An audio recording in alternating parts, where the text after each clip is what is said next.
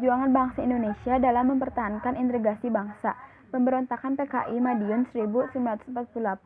Peristiwa Madiun 1948 dan G30 SPKI menjadi bukti bahwa hebatnya ancaman komunisme di Indonesia. Peristiwa Madiun dilakukan anggota PKI dan partai-partai kiri lainnya yang tergabung dalam organisasi Front Demokrasi Rakyat. Latar belakang terjadinya pemberontakan PKI Madiun menyusul jatuhnya Kabinet Amir Syarifuddin pada masa itu. Penyebab jatuhnya Kabinet Amir akibat kegagalan perundingan Renville yang merugikan Indonesia. Untuk merebutnya kembali, pada tanggal 28 Juni 1948, Amir membentuk FDR atau Front Demokrasi Rakyat. Tujuannya ingin meruntuhkan NKRI dan menggantinya dengan negara komunis. Sebelum peristiwa Madiun, PKI juga membuat kekacauan di Solo hingga menewaskan banyak perwira TNI Angkatan Darat. Pada tanggal 18 September, Musso memproklamasikan berdirinya pemerintahan Soviet di Indonesia dan gerakan PKI semakin menguasai tempat-tempat penting di Madiun. Keberhasilan PKI menguasai Madiun disusul dengan aksi penjajahan dan penangkapan. Mereka tidak segan-segan menembak hingga berbagai macam tindakan fasisme sehingga membuat masyarakat Madiun ketakutan. Pada tanggal 18 September, sekitar 1.500 orang pasukan FDR atau PKI, 700 diantaranya dari Kesatuan Pesindo, pimpinan Mayor Panjang Joko Prijono bergerak ke Madiun.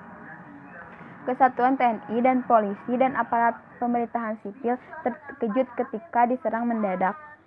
PKI tidak hanya melenyapkan pejabat pemerintah, tapi juga penduduk, terutama ulama-ulama ortodoks, santri, dan mereka yang dikenal karena kesalehannya kepada Islam. Mereka ditembak, dibakar sampai mati. Masjid dan musola dibakar. Bahkan ulama dan santri dikunci di dalam masjid, kemudian masjid tersebut dibakar. Tindakan kejam FDR atau PKI menyulut amarah Presiden Insinyur Soekarno yang mengecam tindakan tersebut dalam pidato yang berisi seruan bagi rakyat Indonesia untuk menentukan nasib sendiri dengan memilih ikut Musso dengan PKI-nya yang akan membawa kebangkrutan cita-cita Indonesia merdeka, atau ikut Soekarno-Hatta yang insya Allah dengan bantuan Tuhan akan memimpin negara Republik Indonesia ke Indonesia merdeka dan tidak dijajah oleh negara apapun juga. Pemberontakan Darul Islam atau Tentara Islam Indonesia di Jawa Tengah. Pemberontakan DITI di Jawa Tengah ini dipimpin oleh Amir Fattah. Sebelumnya, Amir Fattah adalah seorang komandan di Laskar Hizbullah di Mojokerto, Jawa Timur.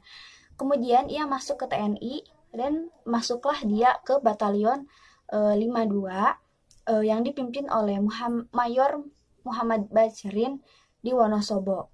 Batalion ini kemudian dipengaruhi dan banyaklah pengikut Amir Fattah.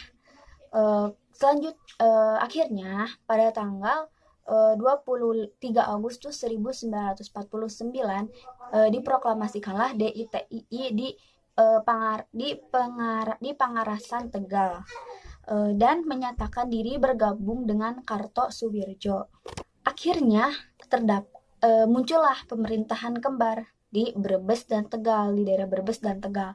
Hal ini tentunya sangat membuat masyarakat bingung. Apalagi Amir Fattah ini menyerang pusat-pusat TNI dan Brimob. Sementara itu, di Kebumen muncul pula DITII yang dipimpin oleh Muhammad Mahfud Abdurrahman. Dia adalah seorang kiai Somalungu. Gerakan yang juga hendak mendirikan negara Islam ini semakin kuat karena keterlibatan Batalion 423 dan Batalion 426. Akhirnya pemerintah pun bergerak untuk menghadapi gerakan tersebut dengan membentuk pasukan baru yang bernama Benteng Riders. Akhirnya melalui Operasi Guntur tahun 1954, gerakan mereka bisa dilumpuhkan oleh TNI. Pemberontakan DITI di Jawa Barat. Pemberontakan DITI di Jawa Barat dipimpin oleh SM Kartosuwiryo. Ia merupakan salah satu anggota dari PSII. Perjanjian Renville membuka peluangnya untuk mendekatkan cita-citanya dalam mendirikan Islam. Salah satu keputusan Renville adalah pasukan RI dari daerah-daerah yang berada di dalam garis Panmuk harus pindah ke daerah yang dikuasai RI. Divisi Siliwangi dipindahkan ke Jawa Tengah karena Jawa Barat dijadikan negara bagian Pasundan oleh Belanda. Akan tetapi, laskar bersenjata Hizbullah dan Sabilillah berada di bawah pengaruh Kartosoewirjo tidak bersedia pindah dan malah membentuk Tentara Islam Indonesia atau TII. Kosongnya kekuasaan RI di Jawa Barat dimanfaatkan oleh Kartosoewirjo untuk merealisasikan cita-citanya. Lalu ia menyatakan pembentukan Darul Islam atau DI dengan dukungan TII di Jawa Barat pada Agustus 1948. Persoalan timbul ketika pasukan Siliwangi kembali ke Jawa Barat. Kartosoewirjo tidak mau mengakui TNI tersebut kecuali mereka bergabung dengan TII. Ini sama saja Kartosoewirjo dengan DI-TII tidak mengakui pemerintah RI di Jawa Barat. Sehingga pemerintah pun menanggulangi DI-TII Jawa Barat pada 1959 dengan melakukan operasi militer, yaitu Operasi Terpadu Pagar Betis, digelar di mana tentara pemerintah dan masyarakat untuk mengepung tempat-tempat pasukan DI-TII berada. Tujuannya adalah untuk mempersempit ruang gerak dan memotong arus perbekalan pasukan lawan, dan diadakan pula operasi tempur dengan sasaran langsung basis pasukan DI-TII. Sehingga Kartosoewirjo pun berhasil ditangkap pada tahun 1962 dan dijatuhi hukuman mati. Berakhirlah pemberontakan DI-TII. Pemberontakan APRA, Angkatan Perang Ratu Adil. APRA dibentuk oleh Kapten Raymond Westerling pada tahun 1949. Ini adalah institusi bersenjata yang anggotanya terutama berasal dari tentara Belanda kolonial yang tidak setuju dengan pembentukan Angkatan Perang Republik Indonesia Serikat APRIS Jawa Barat yang saat itu masih berbentuk negara bagian Pasundan. Basis pasukan APRIS di Jawa Barat adalah di Siliwangi. APRA ingin agar keberadaan negara Pasundan dipertahankan sekaligus menjadikan mereka sebagai tentara negara federal di Jawa. APRA malah digerak menyerbu kota Bandung secara mendadak dan melakukan tindakan terus. Puluhan anggota APRIS gugur. Diketahui pula kemudian kalau APRA bermaksud menyerang Jakarta dan ingin membunuh antara lain Menteri Pertahanan Sultan Itamengku Buwono IX dan Kepala APRIS Kolonel Simatupang.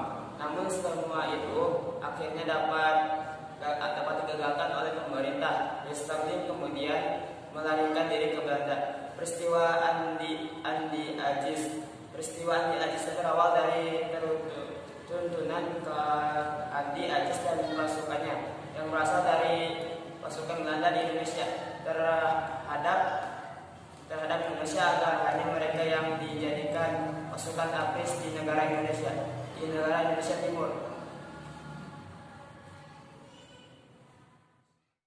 Saya Salsabila Adawiyah dari kelompok 1. Di sini saya akan menjelaskan peristiwa Andi Ajis. Peristiwa Andi Ajis berawal dari tuntutan Kapten Andi Ajis dan pasukan KNIL, pasukan Belanda di Indonesia terhadap pemerintah Indonesia agar mereka saja yang dijadikan pasukan APRIS di negara Indonesia Timur. Ketika benar-benar didatangkan ke Sulawesi Selatan dengan tujuan memelihara keamanan, hal ini menyulut ketidakpuasan dari kalangan Andi Ajis. Pasukan KNIL di bawah pimpinan Andi Ajis ini kemudian beraksi dengan menduduki beberapa tempat penting, bahkan menawan panglima teritorium di wilayah Indonesia Timur. Pemerintah pun bertindak tegas dengan mengirimkan pasukan ekspedisi di bawah pimpinan Alex Kawilarang. Pada tahun 1950, pemerintah memerintahkan Andi Ajis melaporkan ke Jakarta akibat peristiwa tersebut dan menarik pasukannya dari tempat-tempat yang telah diduduki, menyerahkan senjata serta membebaskan tawanan yang telah mereka tangkap. tetapi tenggat waktu melapor adalah 4 kali 24 jam. Namun Andi Aziz ternyata tidak telat melapor, sementara pasukannya telah berontak. Andi Aziz pun segera ditangkap dan di Jakarta. Setibanya ia ke sana dari Makassar. Ia juga kemudian mengakui bahwa aksi yang dilakukannya karena ketidakpuasan terhadap APRIS. Pasukannya yang memberontak akhirnya berhasil ditumpas oleh tentara Indonesia yang di bawah pimpinan Kolonel Kawilarang. 6. Pemberontakan PRRI dan Permesta.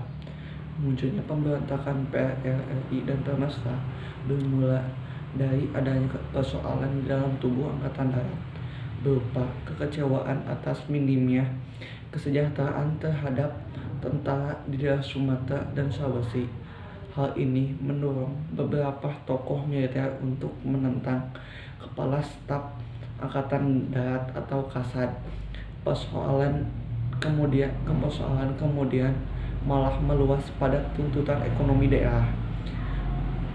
Adanya ketidakadilan yang dirasakan oleh tokoh militer dan sipil di daerah terhadap pemerintah pusat dianggap tidak adil dalam mengevaluasi pembangunan. Kekecewaan tersebut diwujudkan dengan pembentukan dewan-dewan daerah sebagai alat perjuangan. Tuntutan tersebut pada bulan Desember 1956 dan bulan Februari 1957 sebagaimana berikut. Yang pertama, Dewan Benteng di Sumatera Barat yang dipimpin oleh Letkol Ahmad Hussein. Yang kedua, Dewan Gajah di Sumatera Utara yang dipimpin oleh Kolonel Maulidia Simbolon. Yang ketiga, Dewan Garuda di Sulawesi Selatan dipimpin oleh Letkol Berian. Yang keempat, Dewan Manguni di Sulawesi Utara dipimpin oleh Kolonel Vence Samuel.